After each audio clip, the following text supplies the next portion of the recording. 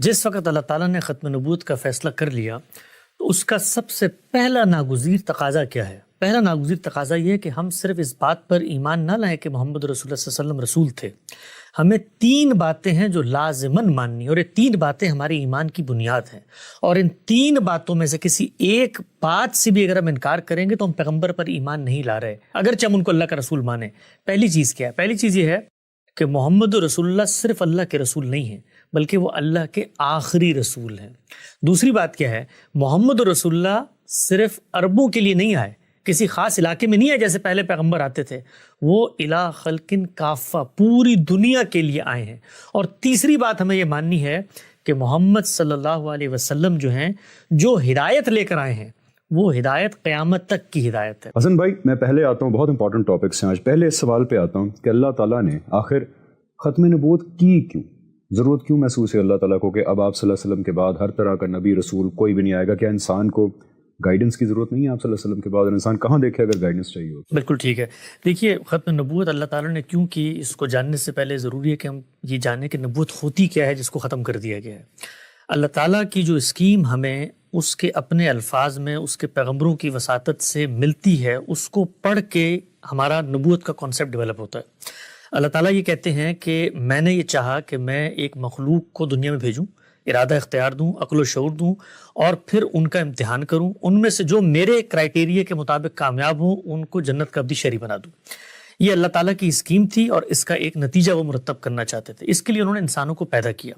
پہلے انسان جس کو پیدا کیا، پیدا کرنے کے ساتھ ہی ایک اور معاملہ انہوں نے کیا۔ وہ یہ کہتے ہیں کہ میں نے پہلے انسان کو پیدا کرنے کے بعد جتنے انسان پیدا کرنے تھے ان سب کی ارواح کو اپنے سامنے پیش کیا اور ان سے ایک مکالمہ کیا، اور ان کو یہ شعور اور یہ کانسیپٹ منتقل کیا۔ قرآن مجید نے ایک واقعے کی صورت میں ان انسانوں اور خدا کے مکالمے کو بیان کیا ہے، جس سے یہ واضح ہوتا ہے کہ جو اللہ تعالیٰ کی اسکیم تھی اس میں جو لوگ جانے تھے ان کی شخصیات کو اللہ تعالیٰ نے ایک کانسیپٹ منتقل کیا ہے، اور وہ کیا ہے؟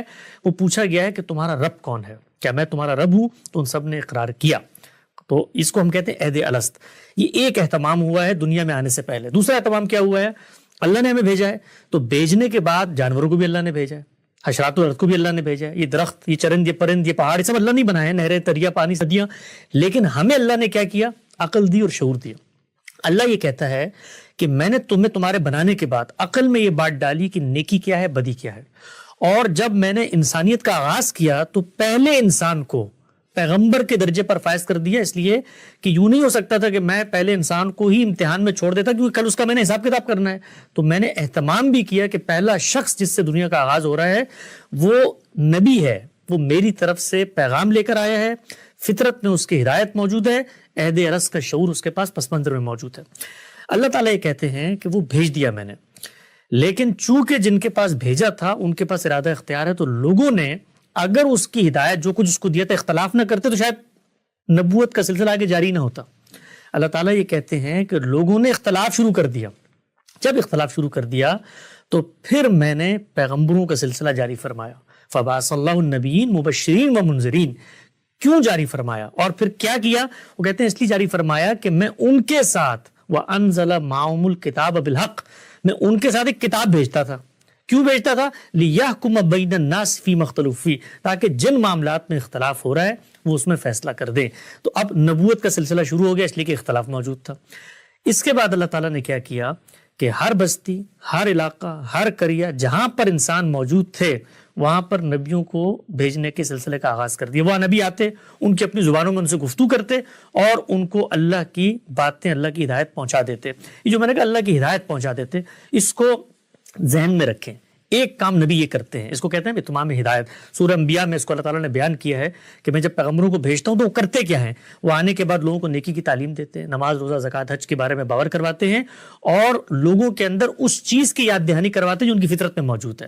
اس کو ہم کہتے ہیں اتمام ہدایت۔ گویا نبوت کا ایک مقصد ہے اتمام ہدایت، جو ہدایت پیچھے موجود ہے اس کی یاد دہانی ہو، اس کو پائے تکمیل تک پہنچایا جائے۔ اللہ نے لوگوں کو متوجہ کرنے کے لیے، ہم نے دیکھا کہ دنیا میں پہلے لوگ پاکٹس میں رہتے تھے، جنگل میں رہ رہے ہیں، کوئی یہاں پر ایک جگہ پہ رہ رہا ہے، کوئی بستی میں رہ رہا ہے۔ سویلائزیشن، تہذیبیں بننا شروع ہوئیں، ممالک بننا شروع ہوئے، انسانیت کے اجتماعی شعور نے ریاستیں وجود پذیر کرنی شروع کر دی۔ تو اللہ تعالیٰ نے مزید متوجہ کرنے کے لیے انہی انبیاء میں سے بعض لوگوں کو رسالت کے منصب پہ فائز کیا. وہ ایک زائد کام کرتے تھے اس اتمام ہدایت کے ساتھ, اس کو کہتے ہیں اتمام حجت. اتمام حجت کا مطلب یہ ہے کہ قیامت میں جب یہ لوگ پیش ہوں گے تو یہ کوئی عذر نہیں پیش کر سکیں گے کہ جی ہم پر تو حق واضح نہیں تھا. تو اللہ تعالیٰ نے اس کا بھی اہتمام کیا, اس کو خود قرآن مجید نے بیان کیا ہے کہ یہ اللہ تعالیٰ کیوں کرتے ہیں, اللہ یکون للناس علی اللہ حجۃ بعد رسول, تاکہ اللہ تعالیٰ ان رسولوں کے ذریعے لوگوں پر حجت تمام کر دے. تو یہ حجت تمام کرنے کا عمل بھی پیچھے سے ہوتا چلا ہے. نوح علیہ السلام بھی رسول تھے, تو اس میں ہوتا کیا ہے, عذاب آتا ہے دنیا میں. حجت تمام کرنے کا مطلب ہے کہ حق اور سچ کو اس قدر واضح کر دیا گیا رسول کے تھرو لوگوں کے اوپر کہ اس کے اوپر شک کرنے کی کوئی گنجائش باقی ہے, کوئی گنجائش باقی نہیں رہی. اور دنیا میں پیغمبر عدالت لگا لیتا ہے, وہ عدالت جو آخرت میں لگنی. اور نبی اور رسول میں غالباً یہی فرق ہے. نبی رسول میں دیکھیں 3 فرق ہوتے ہیں. نبی بھی اللہ کا پیغام لے کر آتا ہے, رسول بھی اللہ کا پیغام لے کر آتا ہے. لیکن رسول جو ہے وہ اللہ کا پیغام لانے کے بعد محض منادی کر کے پریچ کر کے چلا نہیں جاتا, بلکہ وہ ایسا کنکلوسیو آرگومنٹ دیتا ہے کہ جس کے بعد انکار کی گنجائش نہیں ہوتی. دوسرا فرق ہے نبی رسول. اور تیسرا فرق ہے نبی رسول میں کہ وہ چلا نہیں جاتا کنکلوسیو آرگومنٹ دے کر, وہ بلکہ فیصلہ کرتا ہے. روئے زمین کے اوپر خدا اترتا ہے اور عذاب نازل ہوتا ہے. لیکن نوح علیہ السلام کے ساتھ یہ ہوا, صالح علیہ السلام کے ساتھ یہ ہوا, شعیب علیہ السلام کے ساتھ یہ ہوا, موسیٰ علیہ السلام کی قوم کے ساتھ یہ ہوا, سیدنا مسیح کی قوم کے ساتھ یہ ہوا, رسول اللہ کی قوم کے ساتھ یہ ہوا. یہ سب رسول تھے. تو رسالت یہ کام کرتی ہے. جب کر دیا جاتا ہے تو اس کرنے میں اوروں کے لیے بھی پیغام ہوتا ہے. یعنی یہ تو کسی ایک علاقے میں ہوگا نا, تو میں کسی دوسرے علاقے میں بیٹھا ہوں تو مجھے بھی یہ خبر پہنچ جاتی ہے کہ یار اتنا بڑا کام ہو گیا وہاں پہ. تو جو اللہ کا اصل مقصد تھا کہ میں ہدایت کی طرف لوٹوں, میں اللہ سے لو لگاؤں, جو میری فطرت میں اللہ نے ہدایات رکھی ان کو پہچانوں, اس کا ابلاغ ہوتا ہے بڑے پیمانے پر. یہ سلسلہ چلتا رہا. اب ہم جب الہامی صحائف کو پڑھتے ہیں, ختم نبوت تو اللہ نے کر دیا, تو اب ہم ریورس انجینئرنگ کے اصول پہ دیکھتے ہیں کہ یہ پروسیس شروع کب کیا تھا اللہ تعالیٰ نے کہ ختم نبوت کرنا ہے, اور کیوں کرنا ہے. بھائی ہدایت تو ملتی رہے گی نا, قیامت تک ملتی رہے گی. یہ بات نہیں کبھی ڈسکس ہوئی. دیکھیے اللہ تعالیٰ نے اس دنیا میں ہمیں بھیجا امتحان کے لیے.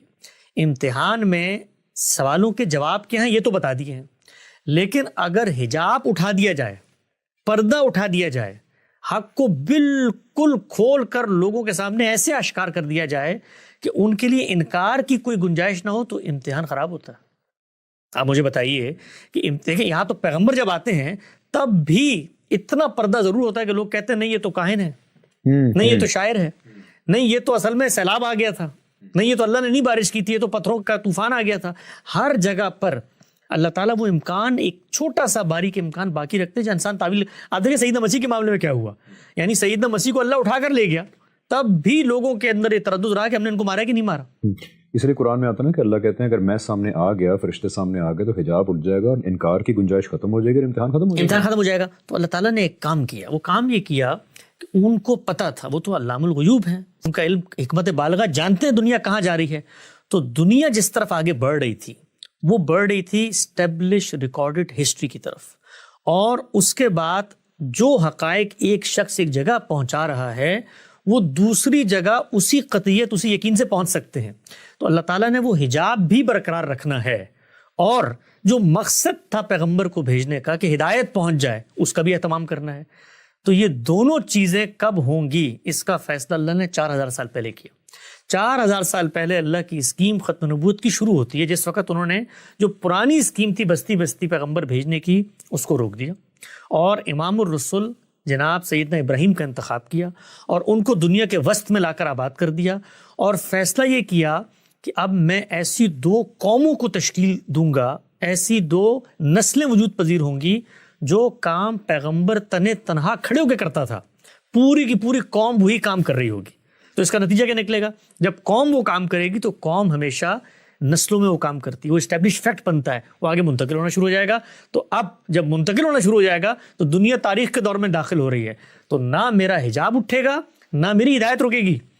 یہ اسکیم تھی جس کا اللہ تعالیٰ نے آغاز کیا, لیکن آغاز کس میں کیا, انسانوں میں. تو اب انسانوں کو قوم بننا ہے, قوم نے ذمہ داری اٹھانی ہے, اس قوم کا اپنا امتحان ہے. تو ہم نے یہ دیکھا کہ 2 قوموں کا انتخاب ہوا, بنی اسرائیل اور بنی اسماعیل. بنی اسرائیل اپنی ذمہ داری کو اٹھانے میں ناکام ہو گئے. جب وہ ناکام ہو گئے تو آپ یہ دیکھیے کہ اس قوم پر اتمام حجت کرنے کے لیے کہ تمہیں میں نے قیامت تک کی ذمہ داری دے کے بھیجا ہے, اللہ تعالیٰ نے غیر معمولی واقعے کے سیدنا مسیح کو بھیجنے کی صورت میں آپ یہ دیکھیے وہاں حجاب اٹھتے ہوئے نظر آتے ہیں. بھائی بن باپ کے بندہ پیدا کر دیا, وہ بندہ مردوں کو زندہ کر رہا ہے, برس کے مریضوں کا علاج کر رہا ہے, تاکہ لوگوں کو توجہ ہو کہ یار یہ کتنا غیر معمولی کام ہے جو بچپن میں بول پڑے گئے، ہمارے میں نبوت کا دعویٰ کر دیا، تب بھی وہ قوم نہیں مانی۔ دوسری طرف دوسری قوم کون سی تھی؟ بنی اسماعیل۔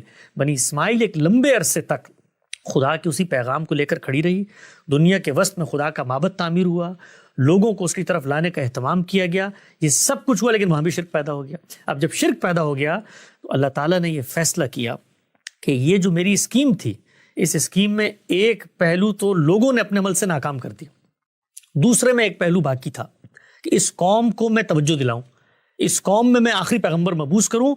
تو اللہ تعالیٰ نے کام کیا، رسول اللہ صلی اللہ علیہ وسلم کو بھیجا۔ جب آپ صلی اللہ علیہ وسلم کو بھیجا تو آپ صلی اللہ علیہ وسلم پر اتنی بڑی تعداد لوگوں کی ایمان لے آئی کہ جو ہدایت پیغمبر لے کر آیا تھا وہ قرآن مجید کی صورت میں اس قوم نے اگلی نسلوں تک بے کم و کاست، بغیر کسی تردد، بغیر کسی غلطی، بغیر کسی اندیشہ اور شائبہ ابطال کے آگے منتقل کر دیا۔ اب جب منتقل کر دیا تو یہ بالکل ایسے ہی ہے کہ رسول اللہ صلی اللہ علیہ وسلم میرے سامنے بیٹھے ہوں یا قرآن مجید میرے سامنے موجود ہوں، یہ دونوں ہم پلہ ہیں، یہ دونوں برابر ہیں، اس لیے کہ پیغمبر کو بھی میں دیکھتا ہوں اور پیغمبر کی بات کو بھی میں دیکھ رہا ہوں۔ تو اللہ تعالیٰ نے اس موقع پر یہ فیصلہ کیا کہ پیغمبر جو کام کرنے آتے ہیں تمام ہدایت اور اتمام حجت، وہ حتمی طور پر دنیا کے اسٹیج پہ میں نے کر دیا ہے، اور کرنے کے بعد نسلوں میں اس کا پیغام جاری کر دیا ہے۔ اس وجہ سے اللہ تعالیٰ نے تاریخ کے اس دور میں نبوت کا خاتمہ کیا جہاں پر ہسٹری بھی ریکارڈ ہو رہی ہے، انسانیت کا شعور بھی اتنا اجاگر ہو گیا کہ وہ ہر جگہ پیغام کو پھیلا رہا ہے۔ آپ ذرا تصور کریں اگر آج کے دور میں پیغمبر موجود ہوتا اور وہ لائیو ٹی وی پہ بیٹھ کے گفتگو کر رہا ہوتا اور وہ معجزات دکھا رہا ہوتا، آپ مجھے بتائیے کوئی حجاب باقی رہتا ہے امتحان کا؟ کچھ بھی باقی نہیں رہتا، پوری دنیا پہ کھل جاتا، پوری دنیا پہ کھل جاتا۔ تو وہ حجاب بھی باقی ہے کیونکہ امتحان ہے، لیکن ہدایت پہنچ گئی۔ تو اس وجہ سے اللہ تعالیٰ نے نبوت کا خاتمہ کیا۔ یہ اس بات کا بھی جواب ہے کہ اللہ تعالیٰ آج کے دور میں رسول اور نبی بھیج کے میریکلز کیوں نہیں کرتے تاکہ پوری دنیا لائیو ٹی وی کے تھرو وٹنس کر سکے، بیکاز پردہ اٹھانا مقصود نہیں ہے پوری دنیا کے سامنے، ورنہ امتحان ختم ہو جائے گا۔ بالکل ایسے ہی ہے۔ اگر میں صحیح سمجھ پایا ہوں تو آپ کہہ رہے ہیں کہ دو کام ہوتے ہیں نبی اور رسول کے، ایک تو اتمام ہدایت، یعنی کہ ہدایت کو پوری پرزرو طریقے سے لوگوں کے اندر پہنچا دیا جائے، وہ بھی آپ صلی اللہ علیہ وسلم کے اوپر کام کمپلیٹ ہو گیا، قرآن کریم سنت ہم تک بالکل محفوظ صورت میں پہنچ گئی۔ ایون جو آپ صلی اللہ علیہ وسلم کے ناقدین بھی ہیں وہ بھی یہ مانتے ہیں کہ بہرحال قرآن جو ہے بالکل پرزروڈ ہمارے تک پہنچ گیا۔ یہ کام پہلے کی امت نہیں اس طرح کر پائی۔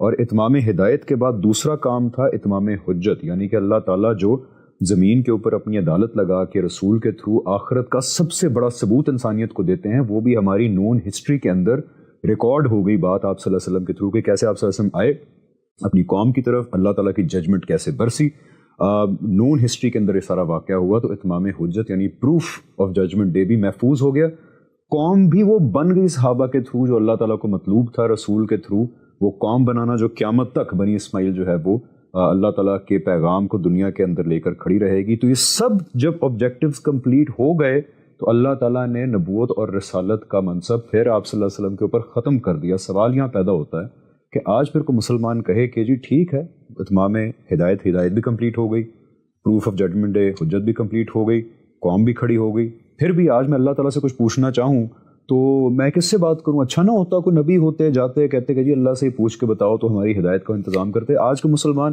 جس کی سیٹسفیکشن نہیں ہوتی اس کو کیٹیگوریکلی بتائیں کہ وہ کہاں جائے اللہ تعالیٰ کی ہدایت لینے کے لیے۔ دیکھیے جس وقت اللہ تعالیٰ نے ختم نبوت کا فیصلہ کر لیا تو اس کا سب سے پہلا ناگزیر تقاضا کیا ہے؟ پہلا ناگزیر تقاضا یہ ہے کہ ہم صرف اس بات پر ایمان نہ لائیں کہ محمد رسول اللہ صلی اللہ علیہ وسلم رسول تھے، ہمیں 3 باتیں ہیں جو لازماً ماننی، اور یہ 3 باتیں ہمارے ایمان کی بنیاد ہیں، اور ان 3 باتوں میں سے کسی ایک بات سے بھی اگر ہم انکار کریں گے تو ہم پیغمبر پر ایمان نہیں لا رہے، اگرچہ ہم ان کو اللہ کا رسول مانیں۔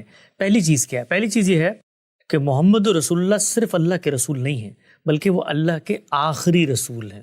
دوسری بات کیا ہے؟ محمد رسول اللہ صرف عربوں کے لیے نہیں آئے، کسی خاص علاقے میں نہیں آئے جیسے پہلے پیغمبر آتے تھے، وہ الی خلق کافہ پوری دنیا کے لیے آئے ہیں۔ اور تیسری بات ہمیں یہ ماننی ہے کہ محمد صلی اللہ علیہ وسلم جو ہیں جو ہدایت لے کر آئے ہیں وہ ہدایت قیامت تک کی ہدایت ہے۔ اب اگر وہ قیامت تک کی ہدایت ہے، یہ میں نے کیوں کہا قیامت تک کی ہدایت؟ اس لیے کہ وہ ہدایت خود بتا رہی ہے، وہ خود بتا رہی ہے کہ قیامت تک کیا معاملات ہونے ہیں، اب اس کے بعد ان قوموں کے ساتھ کیا ہونا ہے جنہوں نے محمد کو نہیں مانا، ان قوموں کے ساتھ کیا ہونا ہے جنہوں نے مانا، ہر چیز حتمی طور پہ اس کتاب میں آ گئی۔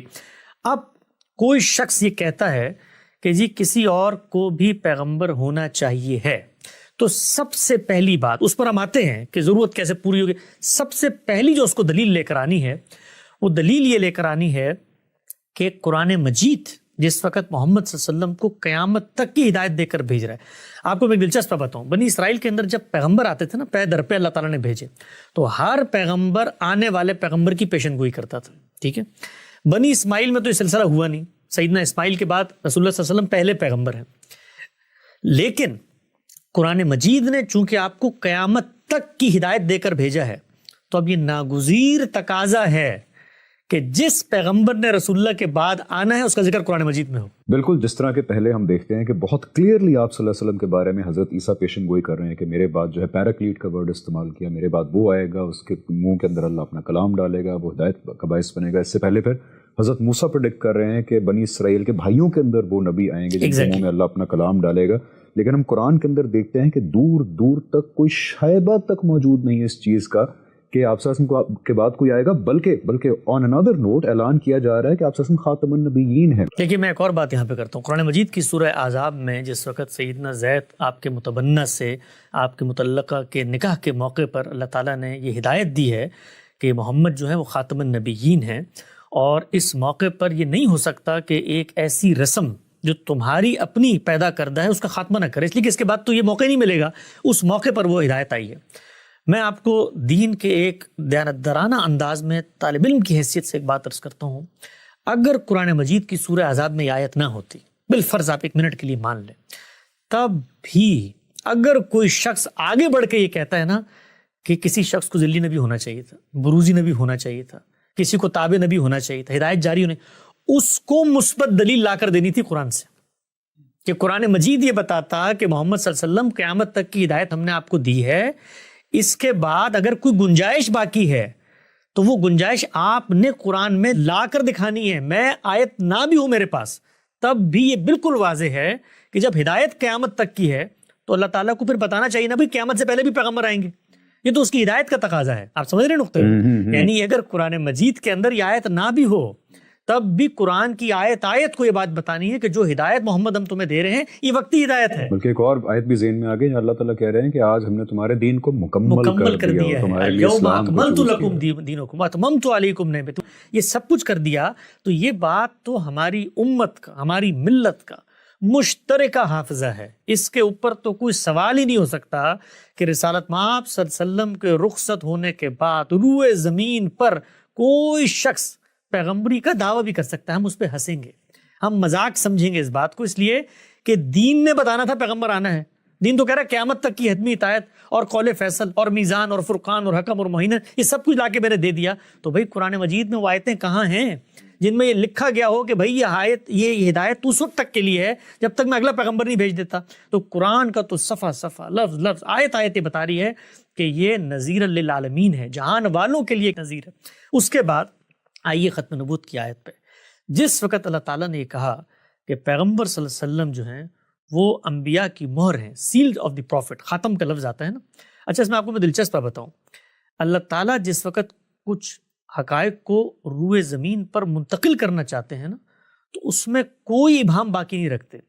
وہ لوگ کہ جنہوں نے اس زمین پر پیغمبر صلی اللہ علیہ وسلم کے رخصت ہونے کے بعد ذلی, بروزی, تابع, غیر تشریعی نبی ہونے کا دعویٰ بھی کیا, ان میں سے کوئی ایک بھی اس آیت کے مفہوم میں خرابی نہیں پیدا کر سکتا. وہ یہی ترجمہ کر رہا ہے کہ آپ سیل آف دی پروفٹ ہیں. اب ہوتا کیا ہے, ہوتا یہ ہے کہ وہ یہ کہتے ہیں کہ جو سیل کا مطلب ہے, ایک تو یہ ہے کہ جی مہر لگا کے آپ نے معاملے کو بند کر دیا, تو یہ اس مفہوم میں بھی تو آ سکتی ہے نا کہ یہ مہر تصدیق کے لیے ہے. گویا جو بھی پیغمبر آئے گا اس کو محمد صلی اللہ علیہ وسلم کی تائید حاصل ہوگی, ان کی مہر حاصل ہوگی. تو ہم آج یہ دعویٰ کر رہے ہیں کہ ہم پیغمبر ہیں, ہمیں پیغمبر صلی اللہ علیہ وسلم نے تصویب دے دی ہے, تائید دے دی, ہم ان کے تابع ہیں. ذل کا مطلب کیا ہوتا ہے؟ سایہ. بروز وہی حقیقت جو وہاں تھی وہ جاری ہو گئی. تو ہماری امت میں بڑے بڑے گمراہ فتنے پیدا ہوئے. آپ کو تصوف کی روایت میں پورا نقطہ نظر ملتا ہے جس کو ابن عربی, شیخ عبد القادر جیلانی, یہ باقی لوگ بیان کرتے ہیں. وہ کیا ہے؟ وہ یہ ہے کہ نبوت کا جو خاتمہ ہوا ہے وہ صرف ایک پہلو سے ہوا ہے. وہ کیا ہے؟ صوفیہ کہتے ہیں تشریع نبوت کا خاتمہ. وہ غیر تشریع تو ابھی بھی جاری ہے. قادیانی صاحب بھی غالباً صوفی مسلک سے تھے. اب ان کے کیا معاملہ ہوا اس کو میں آگے بیان کرتا ہوں. تو یہ چیز انہوں نے پیدا کر دی, انحراف. جب یہ انحراف پیدا کر دیا تو اب تو قرآن نے فیصلہ کرا نا، ہم قرآن کے پاس جائیں گے.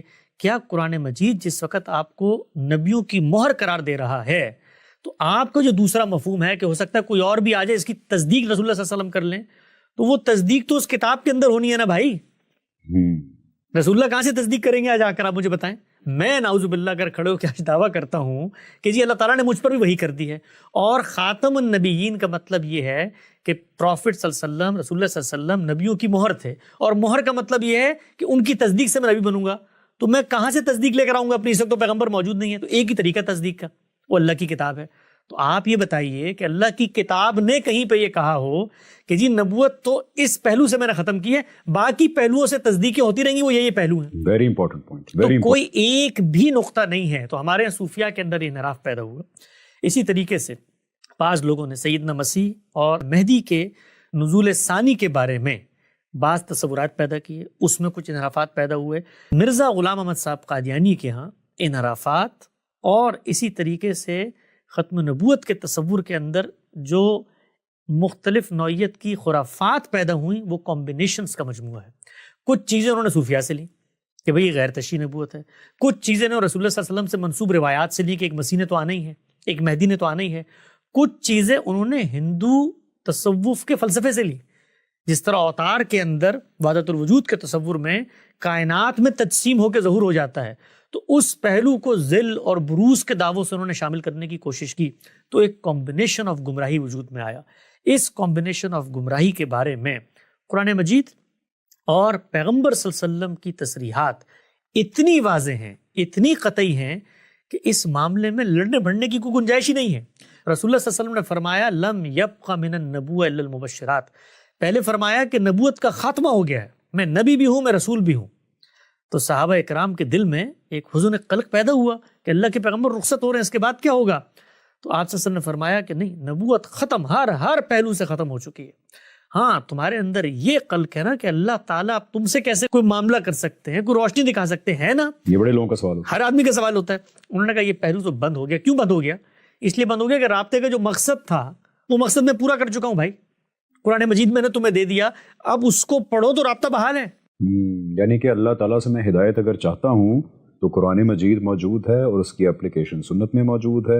اگر اور بھی کسی کو ڈیٹیل چاہیے ہو تو آپ صلی اللہ علیہ وسلم کے متعلق جو ہسٹوریکل ریکارڈ ہے، حدیث کا ریکارڈ ہے، اس کے اندر اپلیکیشن اور ڈیٹیلز موجود ہیں. تو یہاں سے جو ہے انسان کو ہدایت پانے کی کوشش کرنی چاہیے. اب یہی تا قیامت ذرائع ہیں، اب کوئی ڈائریکٹ رابطے کی گنجائش جو ہے رابطہ اگر آپ نے کسی مقصد سے کرنا ہے تو رابطہ تو کرنا ہے ہدایت لینے کے لیے. تو ہدایت تمہیں دے کر جا رہا ہوں. اب یہ خواہش کہ اللہ تعالیٰ تمہیں زندگی میں کبھی کوئی اشارہ دے دے، کبھی کوئی غیر محسوس رہنمائی کر دے، تو یہ سلسلہ اللہ حی و قیوم ہستی ہے، وہ کائنات کو چلا رہا ہے، وہ تدابیر امور کر رہا ہے، وہ کرتا رہے گا یہ کام. اور تمہیں خواب کا جو میڈیم ہے اس کے ذریعے اگر اللہ تعالیٰ کو بشارت دینا چاہتے ہیں، کوئی تمہیں چیز سجھانا چاہتے ہیں، تو اللہ تعالیٰ کے امکانات تو دسیوں طریقے سے کائنات میں ہوتے ہیں. آپ دیکھیے میرے سامنے اللہ ایک حادثہ کر دیتا ہے، میں اس سے پیغام لے لیتا ہوں، اللہ ہی کر رہا ہوتا ہے، وہ کوئی اور تو نہیں کر رہا ہوتا. اللہ تعالیٰ مجھے بے شمار نعمتیں دے دیتا ہے. تو یہ سب سائنس ہیں، وہ تو سائنس قیامت تک برقرار رہیں گے. تو آساس نے فرمایا کہ خواب بھی موجود ہے بھائی، اور بھی بہت ساری چیزیں موجود ہیں کائنات کے اندر. اللہ تعالیٰ کی نعمتیں ہیں، حادثات ہیں، تقریبات ہیں، قوموں کا عروج و زوال ہے، قرآن مجید کی پیشن گوئیاں ہیں، رسول اللہ صلی اللہ علیہ وسلم نے دین کی جو وہ سب چیزیں میرے ایمان کے ازدیاد کا باعث بنتی ہیں. تو اس میں پریشان نہ ہو، جو اصل چیز ہے اس کا خاتمہ ہو چکا ہے. اور خاتمے کا مطلب یہ نہیں ہے کہ میں صرف رسول اللہ کو مانوں کہ آپ خاتم النبیین تھے. میں یہ مانوں کہ آپ کے بعد کوئی رسول کسی بھی حیثیت میں نہیں آ سکتا. دیکھیے اللہ تعالیٰ نے مسیحیوں کے بارے میں کیا کہا ہے قرآن مجید میں. مسیح شرک کرتے ہیں. اللہ نے کہا کہ انہوں نے شرک کیا. خدا کو کسی کی ذات سے سمجھنا یا کسی کو خدا کی ذات سے سمجھنا، یا خلق میں، پیدائش میں، یا تدابیر امور میں، کائنات کے انتظام و انصرام کو چلانے میں کسی کو شریک کرنا شرک ہے. وہ دعویٰ کر رہے ہیں کہ نہیں ہم شرک نہیں کر رہے. خدا نے کہا یہ شرک ہے. کیوں؟ کیونکہ اللہ کو ماننے کا یہ تقاضا تھا کہ اس کے کسی ساجھی، اس کے کسی سبارڈینیٹ کا انکار کیا جائے. یہ نہیں ہو سکتا کہ میں کہوں میں اللہ کو مانتا ہوں اور سیدنا مسیح اس کے بیٹے ہیں. اسی طریقے سے ختم نبوت پر آپ کا ایمان نہیں ہوگا اگر آپ یہ مانیں کہ رسول اللہ صلی اللہ علیہ وسلم کے بعد کسی نہ کسی پہلو سے حقیقت محمدیہ کا ظہور ہو جائے گا، کسی نہ کسی پہلو سے غیر تشریح نبی آ جائیں گے، کسی نہ کسی پہلو سے ذلی بروزی اور اس طرح کے تصورات ہم پیدا کر لیں. یہ ختم نبوت اس وجہ سے ہم مرزا غلام احمد صاحب قادیانی ہوں یا کوئی اور دنیا میں شخص ہو، آج ہے، کل ہے، ماضی میں گزرا یا پیدا ہوگا، ان سب کے اس طرح کے دعووں کو کھلا کفر کہتے ہیں۔ یہ کوئی مولویانہ فتویٰ نہیں ہے بھائی، جو ہمارے چھوٹی چھوٹی بات پہ لوگ کفر فسق کا فرق، یہ قرآن مجید کا ناگزیر تقاضا ہے۔ ہم مسلمان نہیں ہو سکتے حقیقت میں۔ دیکھیے قرآن مجید نے ان کو کیا کہا، یہ کہتے ہیں ہم اللہ پر ایمان لائے، وما ہم بمؤمنین، نہیں لائے یہ اللہ پر ایمان، گویا حقیقت میں ایمان نہیں لائے۔ تو یہ ہے عقیدہ ختم نبوت، یہ ہے میرے ایمان کی بنیاد۔ جو شخص اس میں سوئی کے برابر انحراف کرتا ہے وہ حقیقت میں عقیدہ ختم نبوت کو نہیں مان رہا۔ بالکل حسن بھائی، آئی تھنک کہ آپ نے تو بہت شدت سے یہ واضح کر دیا ہے کہ قرآن کی روح سے اور احادیث، ظاہری بات ہے ساری احادیث یہاں بیان نہیں کی جا سکتی بیکاز وہ اتنی زیادہ ہیں کہ میرا خیال ہے آدھا گھنٹہ پونا گھنٹہ تو پھر وہ حدیثیں بیان کرنے میں لگ جائے گا، جہاں آپ صلی اللہ علیہ وسلم نے کوئی کسر نہیں چھوڑی یہ بات واضح کرنے کے اندر کہ کیوں ہر طرح کی نبوت رسالت آپ صلی اللہ علیہ وسلم پہ ختم ہو چکی ہے۔ قرآن بہت کلیئر ہے اس بارے میں، اور جو لوگ اس آیت کی غلط تعبیر کرتے ہیں خاتم النبیین کی، ان کے پاس بھی وہ کرائیٹیریا لوز ہو جاتا اپنی بات کو پروف کرنے کا، بیکاز قرآن کے اندر کوئی ایسا کرائیٹیریا یا کوئی اشارہ موجود نہیں ہے کہ آپ صلی اللہ علیہ وسلم کے بعد کوئی نبی آئے گا اور اس کا یہ کرائیٹیریا ہوگا اس کے نبی یا رسول ماننے کا۔ سو مطلب کوئی انلیس آپ کا پہلے سے بائسڈ مائنڈ ہو یا آپ کے ذہن کے اندر اس طرح نالج نہ محکم ہو تو پھر آپ شاید ان عقیدوں کی طرف جا سکتے ہیں، لیکن اگر بالکل آپ 2+2 4 کی طرح دیکھیں تو واقعی اسلام کے اندر، قرآن کے اندر، حدیث کے اندر کوئی گنجائش نہیں بچتی کہ آپ صلی اللہ علیہ وسلم کے بعد کسی کے بارے میں تصور قائم کیا جائے کہ وہ ہدایت ڈائریکٹلی اوپر سے پا رہا ہے، وہ کسی قسم کا نبی ہے یا رسول ہے۔ یہ تو ایک میں اور بات کرتا چلوں کہ آپ نے تو بالکل ہی بلڈوزر پھیر دیا ہے